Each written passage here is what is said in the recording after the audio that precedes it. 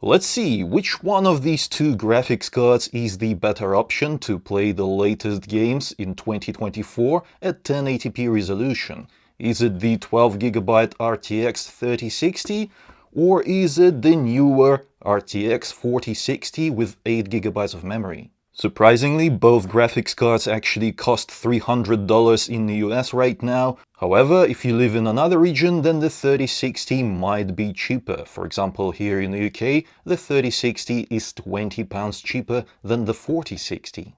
What sets these graphics cards apart is the fact that the 4060 consumes less energy while delivering higher performance, and it supports DLSS frame generation. However, both graphics cards equally support DLSS resolution upscaling that helps boost performance. The only way to find out which one is better is to play some games and see which one delivers better experience. So let's do that, but first, do you need a new Windows license key like I do right here with my new PC build? Then I have a great solution for you. Over the last 3 years, I've saved a lot of money by buying my Windows keys from cdkeyoffer.com. Allow me to demonstrate. I will be going for Windows 11 Pro. So just click on Buy Now. Then use my discount code IVADIM. Hit Apply. And that brings the price down to $22. After that, you just submit the order and select the payment method you wish to use. I will be going with the safe and fast PayPal payment. So you just press Pay Now. Once you're done with your payment, you will be redirected back to CDK Offer. And that's your order complete. Now you can go to User Center. Actually, it will redirect you there, where you can just grab your key by pressing View Key Code, Get Key, and then copy it. Then you can use your search bar to quickly bring up activation settings, change key, insert that key, hit Next, activate. Wait a few seconds and there you go. Now you have your Windows activated and ready to use for a fraction of the cost that you would normally pay. Get yours now at the link in the description below. And by the way, you may have noticed that they also have other Microsoft software, including Office 2019 and Office 2016. Don't forget to use my discount code if you want to grab any of those.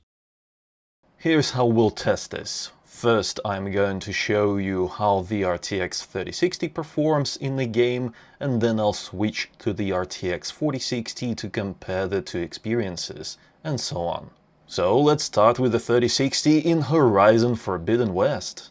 If you want to play this game using the RTX 3060 at native resolution, so no DLSS upscaling, then you will have to select medium graphics preset, because on high you won't get that 60 plus FPS experience. But on medium, check it out.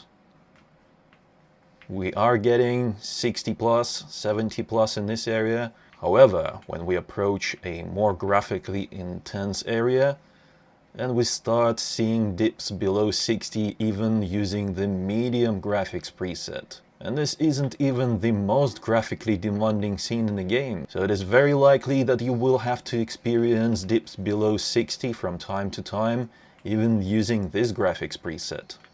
For comparison, if you want to use high graphics quality preset, then here is what you will experience. Even in this area right here, FPS drops below 50, so this is far from ideal. And VRAM usage is at 6.4 gigabytes, so the game doesn't really utilize 12 gigabytes of memory. And in this area right here, we're hovering around 40. So I do not want to play this game like that. The only way to make things better is to use DLSS. Let's enable DLSS and set it to quality. And there we go. That helped a little bit, but we are still hovering at around 50 in this area here, which is not ideal. Now let's see what kind of experience we can get with the RTX 4060 in Horizon Forbidden West. And I decided to up the quality a little bit right away. We are at native 1080p, so no DLSS, no frame generation, and I've set graphics preset to very high. Just to remind you, with the RTX 3060, to play this game at 1080p native resolution, 60 plus FPS, we had to reduce graphics preset to medium. And using the RTX 4060, take a look at this. Ah, beautiful. 60 FPS. Even in this area right here, we're still getting over 50 FPS. And this is native resolution, so this is much better. Because even to play at high quality preset with the 3060, we had to use DLSS set to quality. And with the 4060 we can just do it at native resolution. And if you want to get an even better, smoother experience, then you can enable frame generation, which is not available on the 3060. And honestly, it is one of my favorite features, because it works so well. If you have a high refresh rate monitor, it is absolutely worth it enabling this feature. And take a look at that. We are now getting over 80 FPS.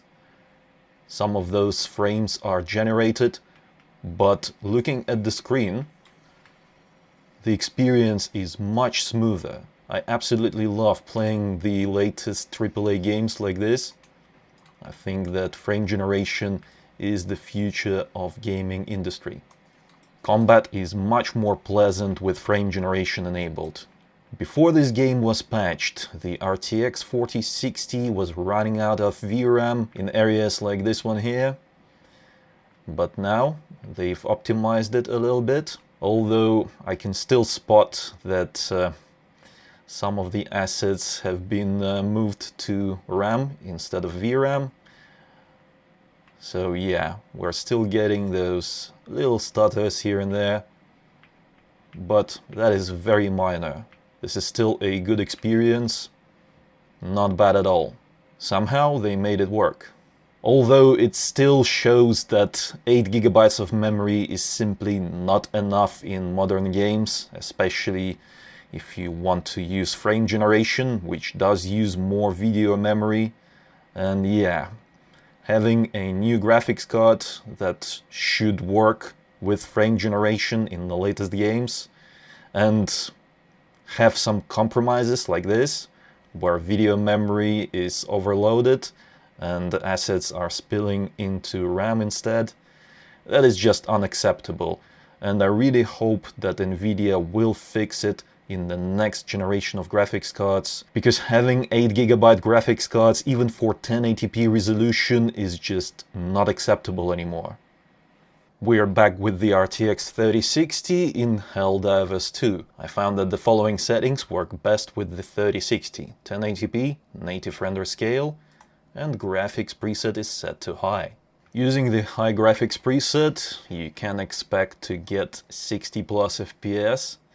And yeah, in this particular area we are getting even 70. However, on some other planets you may experience dips to around 60. I've experienced it myself, and yeah, that's why I chose to play on high quality preset on the RTX 3060. And we are getting dips to 57 in this scene.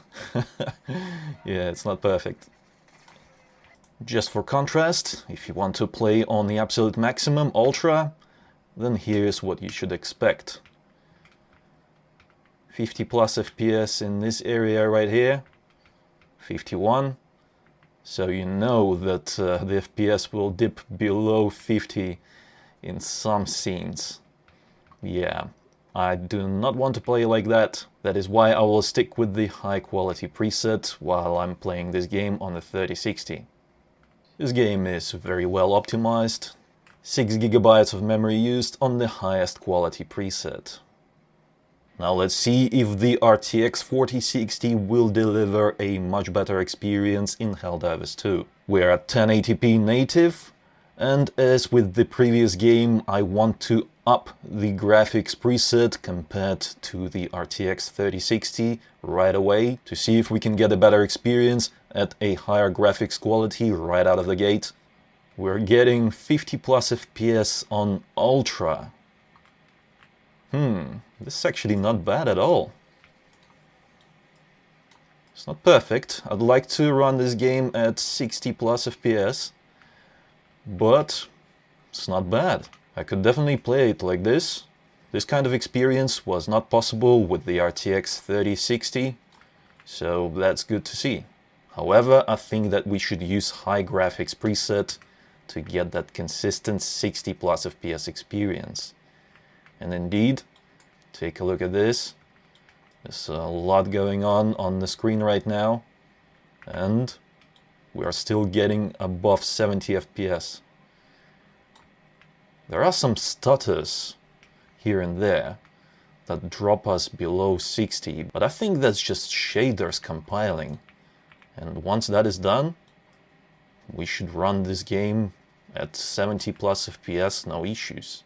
Yeah, this experience is way better than what we've had with the 3060. So second game in a row where I already don't want to use RTX 3060 and prefer RTX 4060 instead. Even though this one doesn't support DLSS frame generation or DLSS upscaling, the FPS is still good enough to enjoy the game without any of those technologies. But I'd really like to see this game start supporting those DLSS technologies in the future. However, at the moment it seems unlikely that this will happen anytime soon. We're back on the RTX 3060 in Alan Wake 2. Even though this game came out about half a year ago, it is still one of the most graphically demanding games, so that's why I wanted to show you how the RTX 3060 handles it. And bad news is that even on low graphics preset, at native resolution, this graphics card cannot play this game at 60 plus FPS consistently. Because have a look at that. Even in this indoors area, we are dropping below 60 already. And there are a lot more graphically demanding scenes, like this one here. There will be a forest area in this game where you will experience similar FPS. And yeah, 47 just then. This is not a great experience. And we cannot go lower than that. And that's why I think the only way to play this game on the 3060 is to use DLSS Quality, and then you can select medium graphics preset or even high. Let's go for high. And while we still can experience some dips below 50 from time to time, this is basically the same kind of performance as we've had on the low graphics preset at native 1080p. But now we are using DLSS and we are on high graphics preset. In other less demanding scenes, you will see that FPS counter go as high as 70 plus, sometimes even 80. That is why I think that these are the best graphics settings to use with the RTX 3060. And just out of curiosity, let's enable ray tracing. High is a bit too much for such a budget-friendly graphics card. In my opinion, medium ray tracing preset is the way to go, because low just doesn't look good. So let's select medium and take a look at the performance. I should remind you that DLSS is still set to quality and graphics preset is set to high. And we're getting 45, 46 FPS in this particular area. This is not a great experience and I would definitely not play this game like that. In this area right here, the FPS drops below 30, 26. And lastly, let's take a look at Alan Wake 2 with the RTX 4060. And let's start with the following settings. Let's say that we want to play this game at native resolution, no DLSS, no frame generation. Then we'll have to select low graphics preset and ray tracing is off obviously. And take a look at that. We're already getting 60 plus FPS in an area where the RTX 3060 was not able to. And even in this forest area right here, the FPS drops to something like 50 something, 50 plus, 53. This is playable and enjoyable. However, if I were playing this game on the RTX 4060, I would use the following settings. I would enable DLSS frame generation, because it looks quite nice in this game, and use high graphics preset. And we are still at native 1080p resolution. With the RTX 3060, we had to use DLSS upscaling set to quality to play this game. But, as you can see from the monitor right here in front of us, you can play this game at native 1080p using the RTX 4060. That is thanks to frame generation technology. Even in this area right here, the FPS is still above 60. That is very nice. And some people will probably say, oh, what about controls latency? It is fine. It is absolutely fine.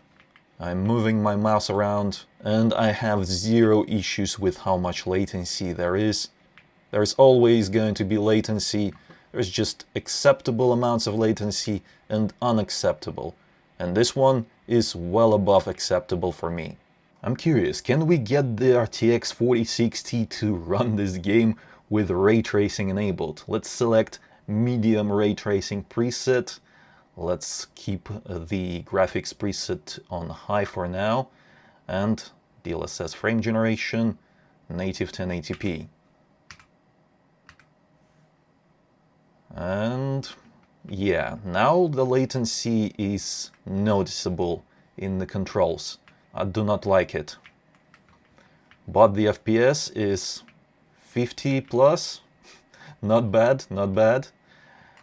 But let's even the odds, because when we used the RTX 3060, we enabled DLSS Quality. So let's do that here as well. DLSS Quality, frame generation enabled. Yes, controls feel much better now. Much better. And take a look at the FPS. It is now 60 plus. That's insane. I did not expect this to happen. And even in this area right here, 50 plus. Although the controls latency does feel a little bit like jelly, this is close to the worst case scenario. So what you could do, if you want to experience ray tracing using the RTX 4060, is just use it in lighter areas of the game and then just turn off ray tracing once you reach the forest area or any other areas in the game where FPS gets a little bit too low. Let's do the conclusion. Honestly, I thought that the RTX 3060 will do better than this, but it is what it is. I'm choosing the RTX 4060 for 1080p gaming over the RTX 3060 because the experience is simply better. You can play the latest AAA games with the 4060 using higher graphics presets. Yeah, and the FPS in some cases will be much higher than what we've seen with the 3060. Sometimes thanks to frame generation, of course, but that is just the way it is. 4060 has frame generation, 3060 does not. And if you think that the RTX 3060 is the better choice purely because it has 12 GB of memory instead of 8 on the 4060, then think again. Because the RTX 3060 GPU is simply not powerful enough to utilize the high enough graphics presets that would benefit from having 12 GB of memory. And while 8 GB of memory is less than ideal in 2024, the RTX 4060 still provides a much better gaming experience than the RTX 3060. I think that even if the 3060 was something like $20 cheaper than the 4060, I would still go for the 4060 purely because the 4060 delivers a much more pleasant experience. With the 3060, I had to make just way too many compromises, lower graphics quality, use DLSS. Basically, without DLSS, it is unusable in the latest AAA games. Of course, that is if you want to play those games at high or very high quality presets.